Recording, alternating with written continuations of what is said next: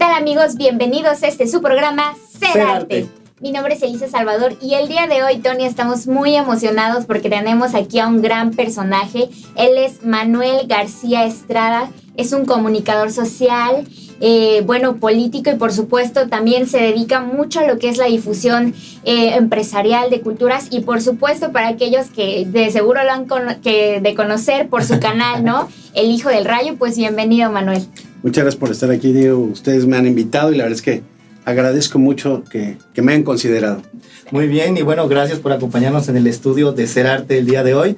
Y queremos iniciar esta breve charla platicándonos un poco, o que nos cuentes un poco para todos aquellos que están viendo el programa, cómo es que inicias tu formación profesional y a qué te dedicas de manera actual. Bueno, yo estudié Ciencias de la Comunicación en el Tecnológico de Monterrey. Egresé en el año de 1993, seguramente ustedes ni nacían. De hecho, sí, ya. Sí. Bueno. No, yo no. Entonces, estudié comunicación ahí, me especialicé en radiodifusión. Comencé trabajando mucho con compañeros que hacíamos un programa de radio para el TEC de Monterrey. Así pude introducirme profesionalmente al área.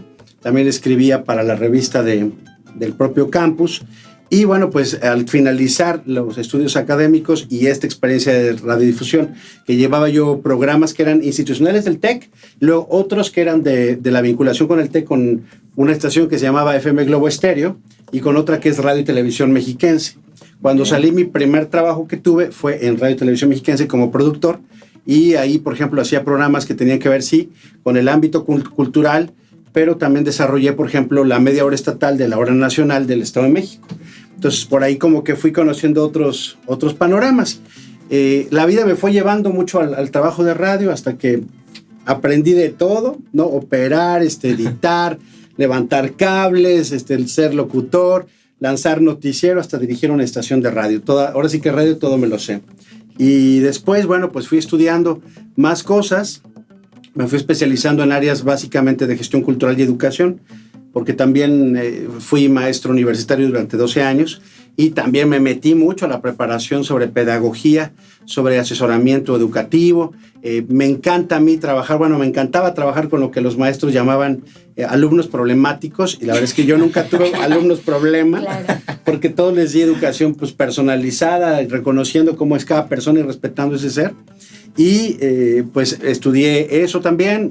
También me dediqué a estudiar gestión cultural, que es lo que hacía yo incluso antes de entrar a estudiar el TEC de Monterrey. Entonces también tengo ya estudios en gestión, promoción y producción cultural del Instituto 17, Estudios 17, que también me gustó mucho estudiar ahí. Tengo estudios también en evaluación de arte por la Casa LAM, y tengo estudios también en historia de la vida cotidiana en México, semiología aplicada.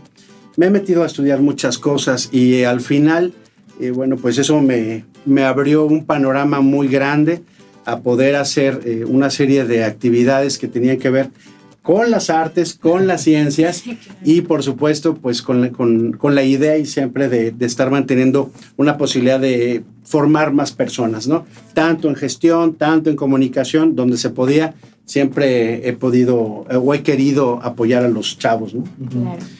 Bien, y bueno, para continuar quisiéramos saber cuáles considera que son los aspectos más importantes que debe tener un comunicador social. Primero, yo creo que tener una idea muy clara de a quién se está dirigiendo, saber mucho la realidad del país, de la sociedad, de su comunidad. No puede comunicar a alguien que no sabe la realidad, porque entonces no estamos frente a alguien que hable con verdad, sino siempre va a hablar con mentiras y con pretensiones, y entonces es lo que se llama un wannabe. Entonces sí, aparentan ellos que están con nosotros, pero la verdad o nos están mintiendo, o nos están engañando, o nos están manipulando. Y yo creo que la comunicación debe de tener esa posibilidad, ¿no? de establecer principios de verdad, investigando, ¿no? Cuestionando y por supuesto respetando a las personas que te hacen el favor de escucharte o de leerte. Claro. Y bueno, precisamente cuéntanos un poco acerca de los valores que tienes tú como comunicador, y además cuéntanos qué es lo que hace diferente a ti de otros comunicadores, y cuáles fueron tus primeros pasos dentro de la comunicación. Pues a ver, las diferencias yo las encuentro en que considero que sí soy como comunicador nato. O sea, siempre fui el problemático que siempre hablaba, ¿no? Uh-huh. Me acuerdo que cuando fue la guerra de Irak de 1991, más atrás, yo era el único que estaba en la escuela escuchando la radio todo el tiempo, leyendo todos los periódicos, y yo quería estar súper informado de lo que estaba ocurriendo. Y yo veía a mis compañeros, que mis compañeros pues sí estudiaban comunicación, pero no estaban tan clavados, ¿no? Sí, claro. Y yo tenía esas ganas de poder manejar la información, saberlo bien, y pues llevarlo eso hacia otras personas.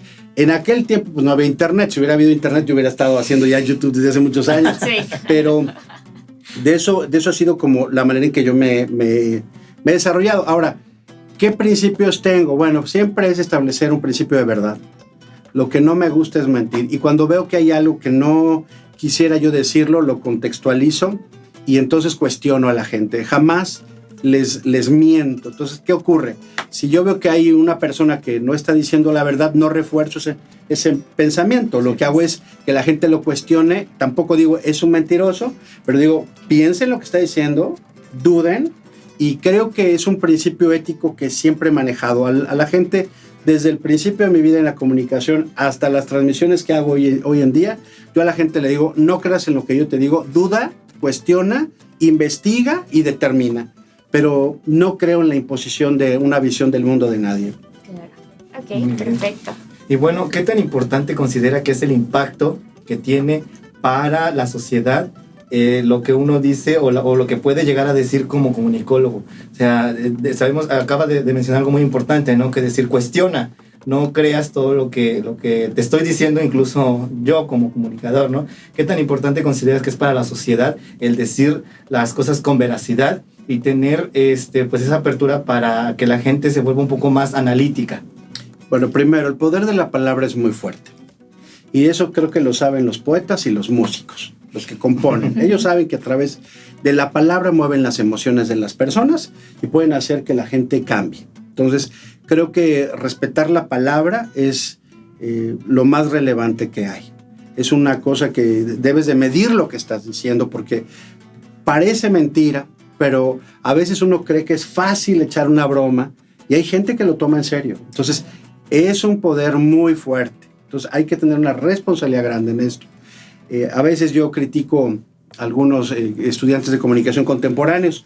Cuando yo estudiaba comunicación, pues imagínense ustedes que yo trabajaba con cintas electromagnéticas para hacer radio. Entonces tenías que cortarlas, pegarlas, así se hacía radio antes. Mi generación fue la última analógica. Cuando yo salí del TEC, los siguientes que entraron, yo salí en diciembre, en enero el siguiente grupo ya todo lo tenía digital. Entonces fui esa última generación analógica. Pero a lo que voy es que ahora hay como muchas herramientas de comunicación que hacen todo más fácil, las computadoras, aplicaciones, programas. Y me invitaron a ir a ver el final, a declarar el cierre de la Escuela de Comunicación en el TEC de Monterrey en mi campus. Yo me sentí muy honrado por esa invitación de ser testigo de algo importante, que era cerrar un círculo, ¿no? Sí. Un ciclo. Entonces llegué allá al campus, había algunos compañeros y nos invitaron a ir a los laboratorios de televisión. Cuando llegué, pues aquello era un set gigante, profesional, con luces, todo era muy impresionante, era incomparable con lo que yo había tenido. Y entonces nos dijeron, les vamos a pasar videos de lo que hacen los chavos hoy día. Y fue muy frustrante, muy decepcionante ver que eran malas copias de programas de Televisa, ¿no? De ensalada, que a ver quién bailaba más feo, no sé, puras cosas ridículas. Y yo decía, nosotros con tan pocas cosas haces más. Sí. Y eso también creo que es un tema que saben los artistas. Cuando tienen menos herramientas, producen cosas muy increíbles. Y cuando de pronto todo está tan fácil, lo que encontramos es que en esa facilidad es el reino de la mediocridad. Y yo creo que nosotros tenemos que romper con esas cosas. Entonces, es lo que más he podido estar viendo a lo largo de estos años. Y pues creo que debemos de ir hacia siempre la creatividad y poner en duda lo que hacemos, cuestionarnos a nosotros mismos también. Muy bien. Efectivamente. ¿Qué papel crees que juega la introspección dentro de precisamente lo que dices? Pero bueno, esta pregunta me la vas a contestar regresando de este bloque. Quédate con nosotros. Esto es Ser Arte.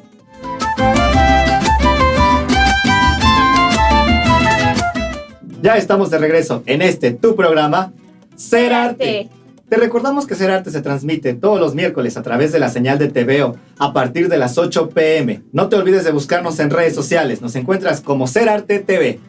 También les recuerdo una vez más, amigos, que Ser Arte es una producción de Audio Sac Records, estudios de grabación profesional, porque tu música lo merece. Y bueno, continuamos aquí en el estudio de Ser Arte, Tony, con nuestro amigo Manuel García Estrada. Y bueno, precisamente había quedado una pregunta al aire, Manuel, que es: ¿cuál es el papel de la introspección dentro de todo lo que el comunicador desarrolla? Bueno, yo creo que lo más importante es analizar de verdad qué queremos hacer con esto. Cuando hay gente que quiere dedicarse a la comunicación, y lo veo más fuerte ahora, lo único que busca de pronto es el like, por ejemplo, ¿no? Ser famoso, ¿no? Entonces, bueno, ser famoso cualquiera. Ahora hay cosas como TikTok que te hace famoso 3 días, ¿no? Decía Andy Warhol que el futuro era cuando todos vamos a ser famosos 15 minutos, ¿no? Entonces, de pronto, pues cualquiera puede hacer esas cosas. El asunto es tener algo que decir, algo que buscar transformar, algo que inspirar. Y yo creo que es por ahí donde tendremos que estar. Esa introspección es: ¿realmente tiene sentido lo que hago? ¿Para qué lo hago? ¿Qué gana la gente? Porque, pues, ¿qué gano yo? Yo pienso que nosotros somos estrictamente un canal de comunicación. Nosotros mostramos lo que otras personas están pensando, y cuando vemos que no hay como mucho movimiento en esa manera de ver el mundo, pues lanzamos un crack, ¿no? Para que se rompa, y entonces, bueno, pues se mueva toda una parvada de ideas nuevas. Y creo que por ahí es donde tiene que estar. Yo cada vez que me pongo a hacer una transmisión en vivo, que las hago prácticamente todos los días, y bueno, antes decía yo, pues, ¿para qué hago esto? Pero la verdad es que el ejercicio de poder transformar ideas, el poder comunicarte con personas, yo visualizo y digo, seguramente estoy hablando con alguien que está o cocinando, o está solo, o está con un hijo. Entonces, ¿qué sentido tiene lo que digo si lo estoy acompañando? Y que es algo productivo. Yo creo que está bien que haya una cultura de entretenimiento, no estoy peleado, pero hay momentos que lo que bien vale la pena es escuchar cosas, pues, que sean de interés. Entonces hay que leer mucho todos los días y procurar mantenerte en esa manera de ver el mundo para proyectarlo. Y bueno, acabas de decir algo muy importante. Y para ti, ¿cuáles son tus objetivos dentro precisamente de la comunicación, ya sea en tu canal de YouTube o en tus redes sociales? Soy un inconforme con la mediocridad. Cada día busco superarme. Cada día busco renunciar a la mediocridad. Entonces, ese es el esfuerzo que hago. Yo, vaya, a veces digo, me canso, ¿no? Pero me canso de que si me quedo detenido, si me estanco, pues es ser mediocre. Y el hombre y la mujer mediocre nunca hacen que se mueva el mundo. El mundo hay que moverlo. Y eso lo hacemos nosotros. No hay manera en que venga una nave extraterrestre, no. Somos nosotros los que movemos al mundo y el que los transformamos. Entonces, yo creo que es en ese afán que se hace, ¿no? Ok, muy bien.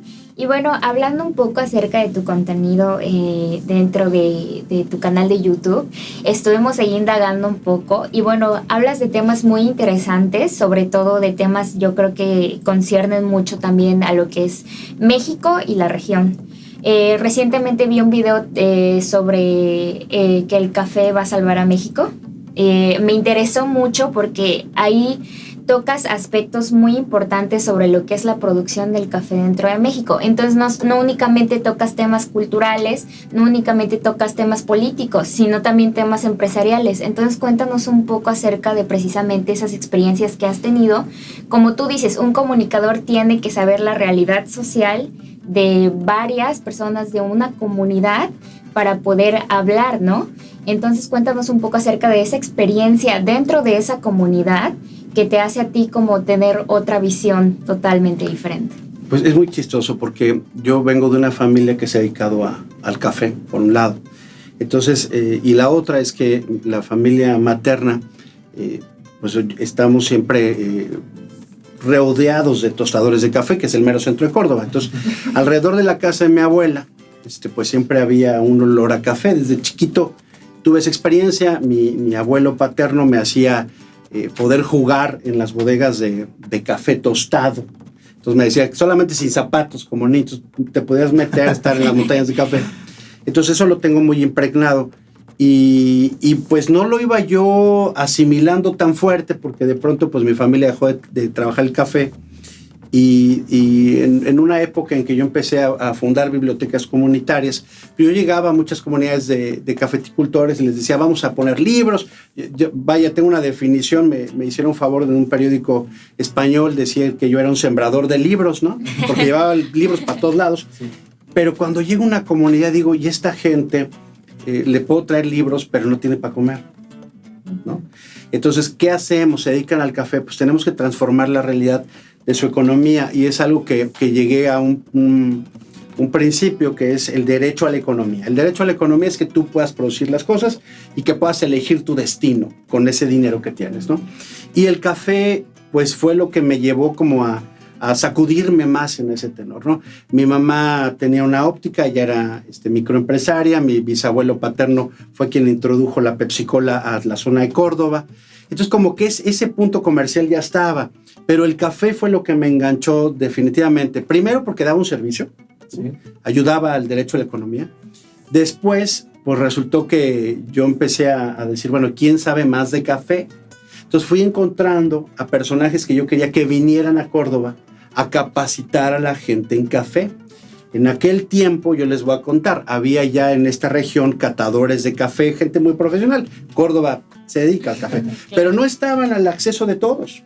No había conferencias, no había nada de eso. Era como un secreto, ¿no? Nosotros tenemos esta gente muy importante que se la sabe, pero no compartimos. Sí. Y lo primero que hice yo fue decir, este conocimiento lo tenemos que compartir. Porque si no, ¿cómo vas a hacer que los baristas mejoren, los meseros sepan qué ofrecer, los productores tengan un mejor grano, los tostadores estén en los estándares de calidad? Pues teníamos que formar y capacitar. Y entonces vi el tema de café con ese afán, pues venía yo de ser educador, de ser comunicador, de ser agente cultural. Y entonces todo eso se convirtió en algo que en la Ciudad de México realicé que se llama Rococó Café, que es una intervención cultural a través de una cafetería en un barrio muy cosmopolita. Entonces ahí recibíamos a gente de todo el mundo y teníamos que tener estándares de café muy altos. Entonces ese compromiso con el café lo quise llevar a su máxima expresión, que fue el café de especialidad. Entonces eso implicaba saber más y poder competir, pero con conocimiento, no tirándole bronca a los demás. Claro. Y entonces comenzamos a trabajar fuertemente ahí. A los 3 meses de tener esta intervención cultural comercial, ¿no? Nos fuimos llamados el mejor café de la Condesa. A los pocos meses el New York Times dijo que éramos el mejor café de la Ciudad de México y eso pues ya nos ponía en compromiso. Más que mira, yo siempre cuando veo que ahí tienes un reconocimiento y ya no cabe la gente, digo, sí. Eso qué absurdo es, ¿no? Sí. Y entonces, pues yo dije, pues qué padre, ¿no? Vamos a echarle más ganas y de pronto, pues una cosa súper chistosa, se les voy a compartir. Okay. Empezó un cliente, llegó con una revista y dice, felicidades, y nos dejó una revista. Ah, pues gracias, y pues todos estábamos trabajando y dije, pues hemos de haber salido en la revista. Sí. Pero al otro día volvió otro cliente y nos llevó otra revista. Dije, pero qué afán con la revista, ¿no? Sí. Y entonces otra clienta, otro cliente, y empezaron a llegar revistas y revistas y revistas. Y de pronto abro el artículo y veo que sí, hablaba de Rococó. Dije, pues qué padre, a seguir trabajando, ¿no? Se agradece, pero pues hay mucho que vender y claro, hay que chambearle. Y entonces siguieron trayendo las revistas al café. Dije, algo no leí porque no es posible que se dé este fenómeno. Y entonces tomo el artículo de nuevo y entonces cuando veo en el remate del artículo decía las 11 cafeterías que son dignas de ser peregrinadas en el mundo. Es decir, era un top 11 de las mejores cafeterías del mundo. Y entonces dije, ¡ay, aquí estamos! Aquí está el detalle. Por eso es que me regalaban la revista, pero la verdad es que nosotros, como estábamos siempre en el afán de trabajar, sí, pues es parte del trabajo. Y entonces dijimos, pues está muy padre, ahora ya entendemos por qué nos regalan la revista. Le sacamos una fotocopia para ponerlo en la entrada, muy al estilo pues pueblerino, pues uno no puede negar la cruz de su parroquia. Y entonces lo pegamos. Y fue muy interesante el fenómeno, porque había gente que se acercaba, entraba al café y decía, yo quiero ver esto, pero había extranjeros que llegaban a tener esa experiencia. Sí. Pero había unos mexicanos que no llegaban a eso, llegaban a decir, vengo a ver si es cierto. Sí, claro. O sea, tratar de bajarte, ¿no? De esa, pues. Y dije, a ver, ¿qué vamos a hacer con este reconocimiento? Nosotros, pues vaya, ahí todo el mundo estábamos chambeando. Yo decía, pues, ¿qué voy a hacer? Pues, sentirme más, pues no. Realmente esto lo que hace es comprometerte más todavía. Claro. Además, solamente habíamos 2 cafeterías mexicanas en esa lista, una en Guadalajara y nosotros. Y dijimos, ¿qué hacemos para apoyar a que más cafeterías en un futuro entren a esta lista? Eso es muy relevante. Y de ahí fundé la Academia de Artes y Ciencias del Café, que está hecha para apoyar a los campesinos, pero para apoyar a la gente que quiere tener una pequeña cafetería de barrio. Porque eso era el espíritu de Rococó, una cafetería de barrio, que diera el máximo servicio, que fuera funcional, que diera utilidades, pero que la gente sintiera que estaba en un lugar genial. Sí. Claro. Y entonces empezamos ya a trabajar con la Academia de Artes y Ciencias del Café y a hacer que Rococó se convirtiera también en un espacio cultural, pero ya más de más punch, porque sí, claro, ya tiene la gente una expectativa mayor y entonces podíamos tener presentaciones de ópera o de jazz, pero además con cosas muy, muy interesantes. La gente que iba a Rococó era gente de por ahí, pero bueno, pues, ¿qué te gusta? Pues podíamos tener a gente como Jay de la Cueva, que iba a tomar café, que todo el mundo dice, ¡ay, el moderato, el Fobia! Iba gente también de Fobia, gente de Panteón Rococó. Wow. Alguna vez tuvimos, por ejemplo, he tenido 2 visitas internacionales muy relevantes. A los Black Eyed Peas estuvieron en Rococó. Pero un día, es que eso te obliga a que tengas que ser mexicano. Claro. Un poco más, porque además tienes que ser mexicano, pero bueno, ¿no? Sí, o sea, no nada más ahí, pues a ver si me saco una foto y con eso ya te gano. Se me hace muy ridículo, ¿no? Entonces, claro, la verdad es que eso es un empeño, pero les voy a platicar ahí. Entonces, bueno, vamos a hacer una breve pausa porque necesitamos irnos a comerciales. Está muy interesante todo esto que nos está contando y queremos saber más, pero lo vamos a hacer en el siguiente bloque. Así que los invitamos a que no se despeguen de sus pantallas. Esto es Ser Arte.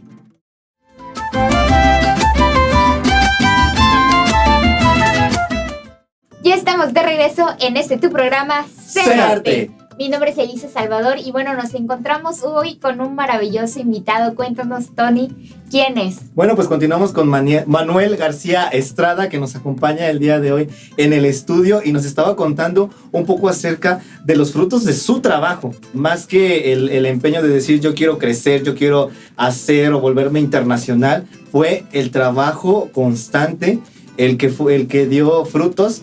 Y estaba platicando mucho acerca de estos resultados que dio de manera internacional y que empezó a ver toda esta vertiente de un café ya cultural y que artistas internacionales empezaban a visitarlo y bueno, una cosa extraordinaria. Fíjate que iba yo a contar una anécdota que les quiero compartir. Uh-huh.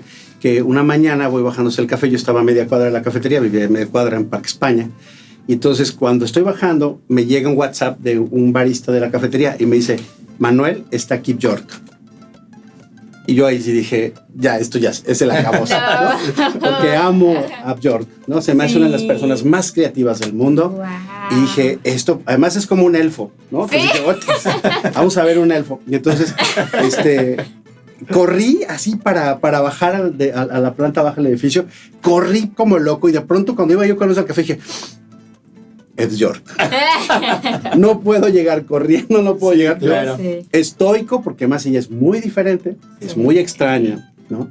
Y entonces caminé así como si nada, la vi y yo dije, esto no puede ser. Había una regla que siempre he tenido, nunca te debes de tomar foto con alguien famoso en la cafetería, porque deja de ir. Sí. Y entonces llegamos, yo me senté en una mesa, la vi sentada. El primer día, pues, ¿qué pidió? Pues un té. Me carga, dije, ¿cómo un té? No, tanto esfuerzo. Sí. Al otro día, ya tomó un latte. Okay. Toda la semana regresó Björk mientras estuvo en México. Entonces, ¿a qué voy con eso? Pues que la verdad es que, pues, trata uno con gente como Björk, ¿no? O trata uno con el que toca la guitarra y pasa a la cafetería. ¿Y qué creen? A Björk le cobrábamos su café, pero si era el guitarrista de barrio, a él le regalábamos su café, claro, porque él estaba todo el tiempo en la batalla abriendo brecha para la gente que canta música que ellos escriben. Entonces, esa era la filosofía que teníamos. Y entonces, también, bueno, involucrando, por ejemplo, los artistas plásticos, prestábamos los muros para hacer exposiciones. Lo sigo haciendo, siempre me ha encantado apoyar a los artistas plásticos. Y yo le decía a todos mis alumnos en la Academia de Artes y Ciencias del Café, les digo, miren chicos, una cafetería de barrio tiene que comprar arte de barrio. O sea, si tú tienes un artista en tu comunidad, pues a lo mejor puede ser que no te guste mucho lo que hace o le falta, pero cómprale algo, porque los artistas no comen aire, ¿no? Si tú tienes el espacio y puedes promover que haya teatro, ¿no? Pues que hagan el teatro. O sea, los chicos necesitan espacios muchas veces. Una política, por ejemplo, de la cafetería es toda la gente que hace cortometrajes mexicanos independientes, no les cobramos nada y los apoyamos, ¿no? Y entonces llegaban las propuestas y llegaban los proyectos y a todo mundo se le iba apoyando, ¿no? Entonces tuve artistas plásticos muy, muy interesantes, muy importantes. Tuve gente que me decían, es que ¿sabes qué? Mi mamá pinta. O sea, ¿qué te suena una recomendación de uf, ¿qué va a traerme? No, pues con todo respeto a las señoras, pero pronto pues como que te la piensas. No, pues mi mamá es que es artista plástica en Berlín. Caray. No. Déjame ver si ahorro para que junte yo para comprarte arte. Entonces, siempre es ese trabajo.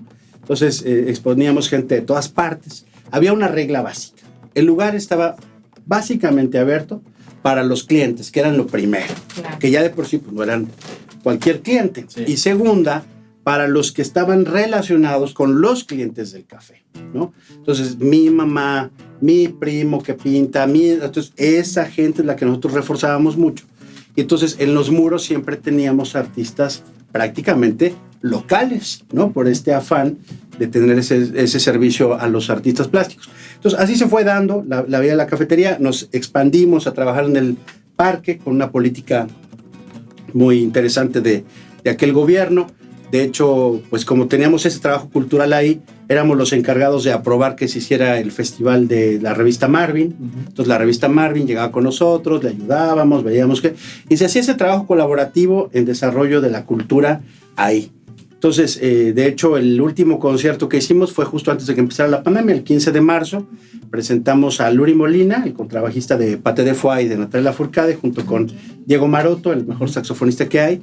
Y los presentamos así en concierto petit, ¿no? Sin grandes públicos, porque yo creo mucho en la cultura justo de barrio, en la horizontal, sin grandes escenarios. Todo tiene a veces sentido con ello, pero la verdad es que la experiencia de la gente cuando te sientas así a 1 metro de uno de los mejores saxofonistas de México, pues es única la experiencia. ¿Y quién va a estar ahí? Los que realmente lo valoran. A quienes les interesa de verdad. Así es. Entonces, eso es lo que fundamentalmente hacíamos. Entonces, a mis alumnos siempre les digo eso, abren la puerta a los artistas, a la gente de cultura. Si ustedes quieren que este lugar crezca, ábranle la puerta a la cultura y van a llegar, porque las cafeterías tradicionalmente acercan a periodistas, artistas y políticos. Claro. Y bueno, precisamente, ¿cuál es la importancia de la difusión cultural, no solamente en México, sino dentro de la región de Córdoba, Orizaba y alrededores? Mira, yo veo que hay mucho talento y hay muy poco apoyo. El apoyo no es de que te hagan el favor de prestar un teatro o un parque. Se los digo en buena onda. Sí, claro. Eso es lo básico. Apoyar a la cultura y al arte es invertir en el talento. Y eso significa que un chico no está bien apoyado si nada más le dices, yo pago tus honorarios. No.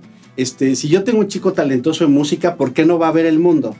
¿Por qué no lo mando a un taller a Barcelona, a Múnich? ¿Por qué no? Pero es que es mexicano y es de aquí. Pues por eso. O sea, por eso claro. Tendría que ir. Se gastan el dinero en cosas absurdas, en tonterías. Pero si de pronto tenemos gente muy talentosa, lo que tendremos que hacer es apoyarla. Pero ahí, en ese punto. O sea, es como ver a un niño entrenado, o bueno, que fue alumno de fomento artístico y que de pronto me tocó a mí la posibilidad de ir a verlo bailar en Billy Elliot. ¿Dónde está el impulso para este talento? O sea, podríamos tener siempre un Billy Elliot, no solamente en la Ciudad de México, en Monterrey o en Nueva York. Y es talento de nosotros. Músicos es igual, artistas plásticos es igual, escultores es igual. Yo veo que nosotros tenemos una posibilidad mayor, porque el talento y la creatividad lo tenemos. Porque con lo poco que los muchachos tienen, hacen cosas increíbles. Entonces, ¿qué pasa si les damos unas herramientas y una formación para esto? Entonces tendríamos gente que estaría proyectándonos por todos lados. Ahora, desde el punto de vista turístico y político, que alguien esté bailando en Europa, que alguien esté tocando en Estados Unidos o alguien esté exponiendo en Australia, eso vende a la ciudad, claro. Eso habla de la ciudad, sí. Habla del gobierno de la ciudad y habla de sus ciudadanos. Entonces, cuando tenemos una mente chiquita, pensamos que ayudar es medio quedar bien. Pero ¿saben qué es lo que ocurre? Que si tú eres un político que no va al teatro, que no va a escuchar un concierto, si eres un político que no va a ver una exposición, pues ¿cómo demonios va a entender lo que se está haciendo y lo que queremos que pase? Entonces, ellos te dicen, pues es que baila, pues qué bonito, y de pronto para ellos un bailable, pues bailable folclórico y es cumplir con danza. Así. ¿Y dónde está el ballet? ¿Y dónde está la danza contemporánea? ¿Dónde está todo? Pues no, porque además, dicen ellos, les aburre, ¿no? ¿Cómo van a promover la lectura si no leen? ¿Cómo van a apoyar bibliotecas si no se paran en una biblioteca? Entonces, creo que nosotros tenemos una necesidad profunda de responder a lo que esta ciudad siempre ha sido. Mira, aquí se componía ópera. Paniagua era uno de los artistas que aquí componía ópera y en el Teatro Pedro Díaz se presentaban funciones de ópera. Aquí está Jorge Cuesta, el gran poeta, que la primera cátedra de poesía de la UNAM lleva el nombre de Jorge Cuesta. Y entonces, ¿dónde están los poetas? ¿Dónde están los músicos? ¿Dónde están? Refugiados donde pueden, porque si asoman la cabeza, los quieren tener para un evento cultural sin pagarles. Sí. Y sin apoyarlos. Y haciéndoles el favor de prestar un espacio público al cual todos tenemos derecho. Entonces, a mí me parece que eso no es correcto. Y me parece además, porque lo he vivido como gestor, porque siempre me ha tocado estar tras bambalinas. Yo, la fortuna que tengo con el arte es que soy un impulsor del arte y nunca me he sentido en competencia con el artista. Yo los veo arriba y los disfruto. Me siento como en esa energía, como si fuera, ahora sí, como una llama que hay ahí. Pero digo, yo lo subí y para mí eso es increíble. Y no necesito que al final vayan y me digan, gracias. No, gracias al que se subió. O sea, espérame tantito, uno solamente es un facilitador. Yo hice algunos performances, que yo sí salía actuando en los performances de un poemario que yo escribí. Y a mí lo que me chocaba es que al final de que se presentaba el poemario, había gente que llegaba a decirme, qué bonito te salió. Y yo decía, eso, ¿qué onda? O sea, lo importante es la experiencia, que había artistas pintando y músicos. O sea, como que yo decía, para empezar, respeto mucho a los artistas. Entonces, como que yo decía, tener un reconocimiento artístico, no lo soy. Ustedes son un performance, que son de las artes pues más zampartistas que hay. O sea, cualquiera puede hacer un performance. Por eso yo podía hacer performance, porque no era un artista. Entonces, creo que por ahí es donde está nuestra región. Creo que hay la posibilidad ahora, con toda la tecnología además, de poder hacer muchos documentales, de poder documentar, por ejemplo, las historias de vida de las personas, ¿no? Proyectar a los talentos, contar las historias del talento. En café eso le llamamos trazabilidad, ¿no? ¿De dónde viene ese café? Pues a ver de dónde viene esta gente, porque son raros los artistas, ¿no? Sí. No es cosa común. Y en esta región se ha dado un conglomerado de posibilidades que no sucede en todas partes. Esto yo me di cuenta, por ejemplo, al estar en la Condesa. O sea, los artistas se aglutinan en ciertos núcleos, sí pueden convivir en todos lados, pero entre ellos se acercan porque se cobijan entre ellos. Entonces, esta región cobija. Entonces, creo que tendríamos que tener congruencia y consecuencia con lo que siempre hemos sido. Porque si no nos acordamos de la línea de tiempo, que es la historia, pues lo que estamos condenados es a perder absolutamente todo. Entonces, yo creo que por ahí tendríamos que ir.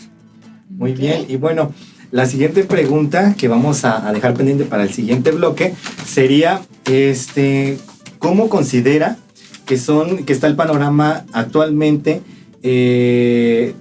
con los artistas? ¿Usted ha visto o has visto diferentes panoramas con respecto a cómo se vivió cuando hizo lo del café, cuando se estuvo distribuyendo, que hay talento realmente. ¿Cómo considera que está el panorama para los artistas ahora que no hay tanto apoyo por parte de autoridades y que viene por encima un fenómeno que nos ataca mundialmente, que es el COVID, y nos hace que nos resguardemos todavía más y nos limita? Pero también a los artistas siempre buscan la manera de poder crear, de hacer. Entonces, quisiéramos saber la opinión que tiene con respecto a esto en el siguiente bloque. Los invitamos a que se queden con nosotros. Esto es Ser Arte.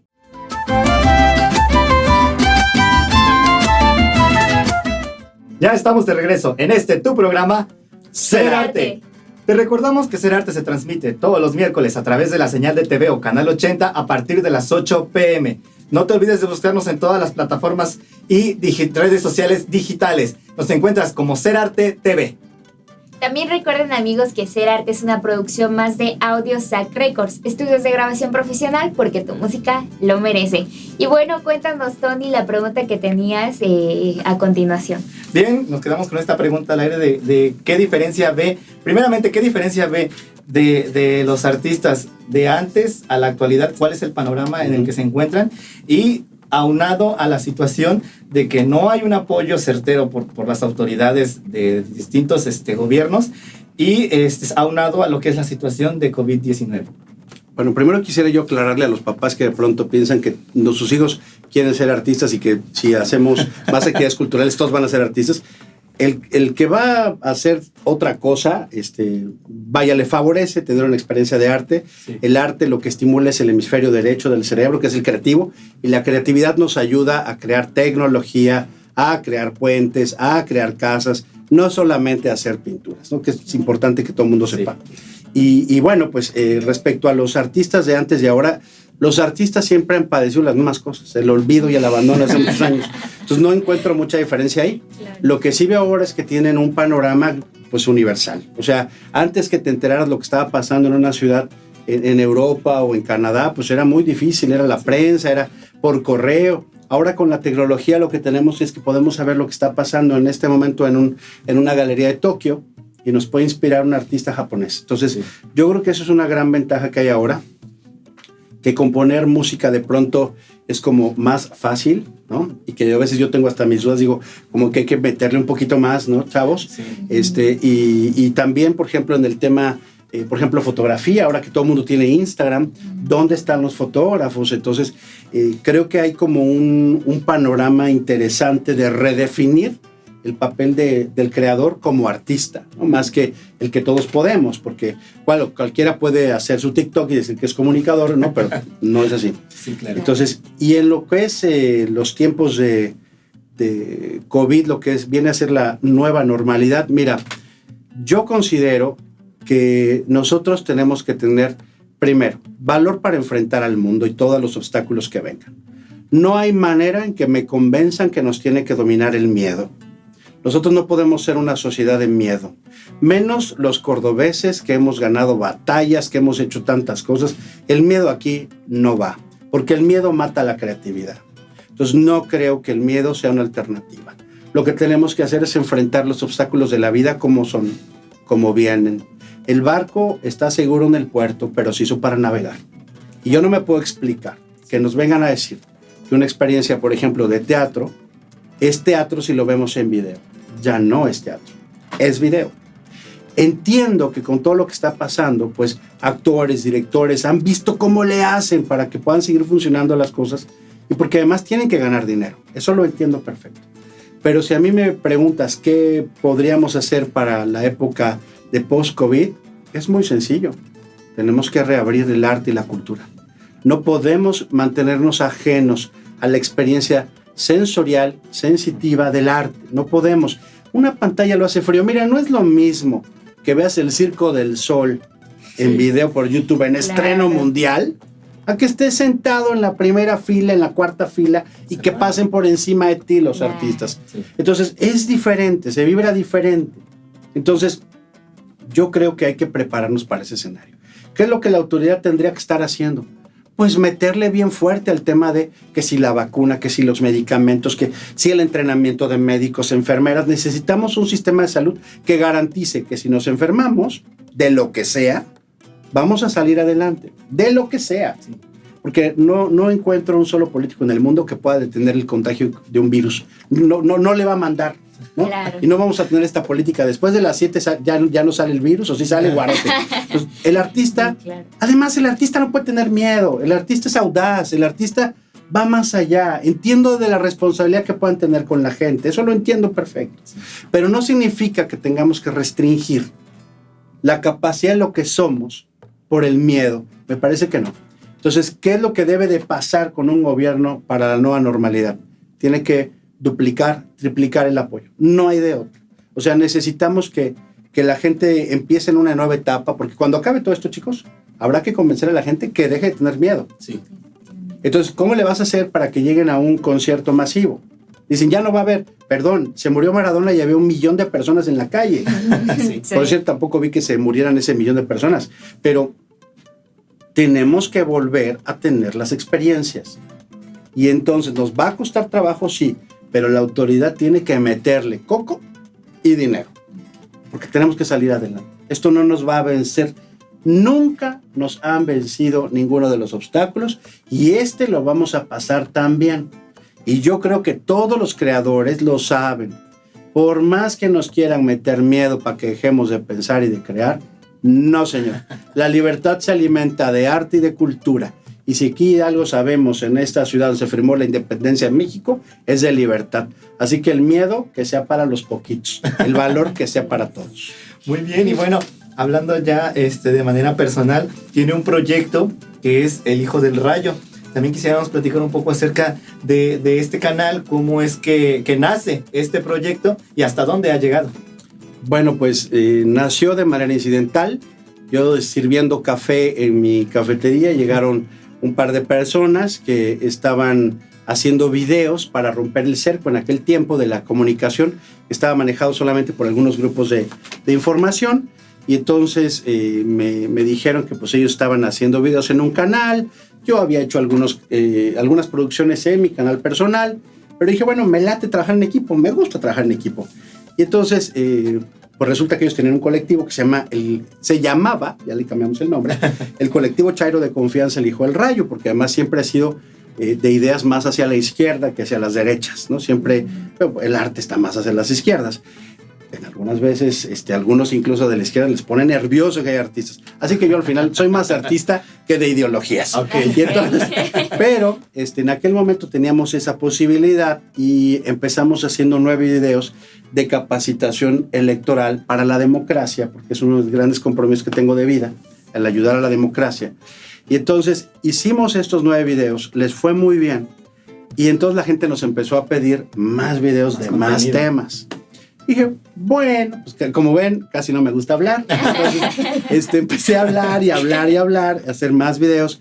Y de pronto llegó una cosa que fue extraordinaria, que fue que los videos, la gente se apropió de ellos. Los bajaba y los subía a sus plataformas.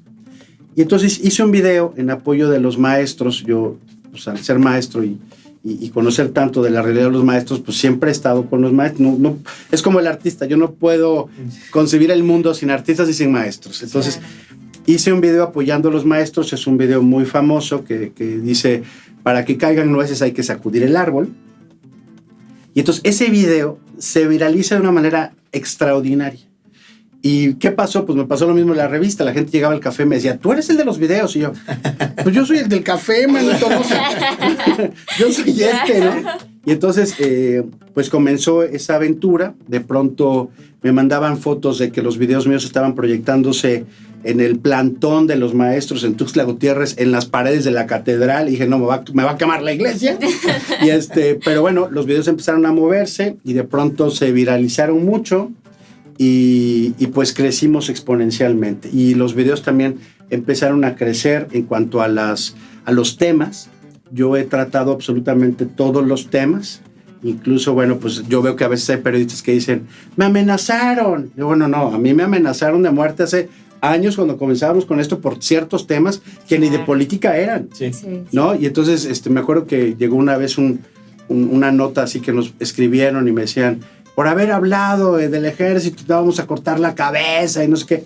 Y yo decía, ay, sí, ahora resulta. O sea, ¿sabes qué? O sea, y me dicen los demás del colectivo, ¿qué hacemos? ¿No? Con miedo. Sí. Yo, pues otro video de lo mismo.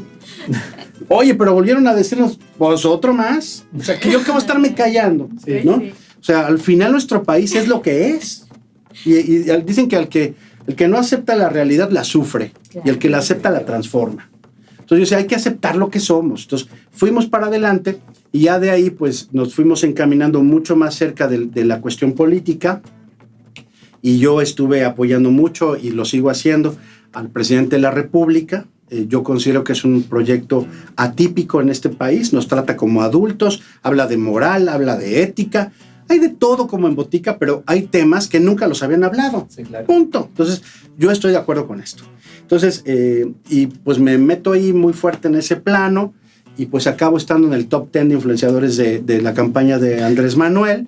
Y entonces ya por donde yo iba, pues la gente me pedía fotos y entonces hay una cosa muy chistosa en un evento en la Ciudad de México, viene la gente de Veracruz a ese evento político, pero eran miles de personas en Reforma y yo estaba trabajando, grabando, haciendo cosas. Entonces me ven los de Veracruz Sí. y todos corren conmigo, al hijo del rayo, gritan, y entonces tengo una foto monumental que estoy yo agachado y hay como Y toda la gente. 5,000 personas atrás de mí. Y entonces dije, bueno, pues esto también implica más responsabilidad, Claro. más sentido, ¿no? No nada más es, yo por ejemplo, pues no soy aplaudidor nomás. O sea, hay gente que me dice, bueno, si tú apoyaste, tú serás algo que llaman en las redes sociales peje zombie. Yo no, peje zombie no soy porque siempre he pensado libre y critico lo que hay que criticar, Claro. ¿no? Claro. Ya me veo yo siendo lo que no me gusta hacer. Entonces, no, yo tengo una manera de ver al mundo así. Si yo digo, cuestionenme a mí, ¿por qué no vamos a cuestionar a quien sea? Sí, claro, y bueno, habla mucho también del impacto que tiene como comunicólogo de lo que dice y que sus frases a veces llegan a trascender barreras por medio de la tecnología y tiene un alto impacto con toda la sociedad, lo que decimos, y esa responsabilidad de saber lo que uno va a decir y a comunicar. Y bueno, agradecemos mucho que nos haya acompañado el día de hoy en el estudio. Desgraciadamente tenemos que concluir este programa, pero antes queremos saber para todos aquellos que ven este programa, ya sea por redes sociales o por el canal de TVO, en dónde se pueden comunicar directamente con usted para saber más acerca de lo que hace, a lo mejor sus redes sociales, dónde se puede comunicar la gente. Bueno, pues el canal de YouTube es El Hijo del Rayo. En Instagram y en YouTube, en Twitter también es, en Twitter es @elhijodelrayo, en Facebook El Hijo del Rayo igual, o me pueden encontrar también como Manuel García Estrada, en Twitter es @Manuel García ES, en Instagram es Estrada Manuel García, y ustedes pongan eso en Google y les va a aparecer siempre El Hijo del Rayo, Manuel García Estrada. Y si le ponen café, Manuel García, igual va a aparecer. Entonces me van a poder encontrar, siempre me van a poder encontrar. Muy bien, pues ya lo saben, amigos de Ser Arte, que quieran comunicarse o saber más acerca del contenido de nuestro amigo Manuel García Estrada, ya saben en dónde encontrarlo. Y ¿Bien, pues, Elisa? Bueno, ahora viene la pregunta final, la pregunta más importante aquí del programa. Para ti, ¿qué es ser arte? Es como ser parte de un todo, en donde somos simplemente un engranaje en una gran maquinaria de un desarrollo de vida. O sea, somos vida consciente de sí. Y el arte siempre nos lo muestra y nos lo exhibe. Así que qué bueno que hay arte y espero un día ser arte. Claro. Y bueno, pues muchas gracias, un agradecimiento por estar aquí. Y pues bueno, a aquellos que nos están viendo, les recuerdo que tenemos una cita el próximo miércoles en punto de las 8. Recuerden que esto fue Ser Arte.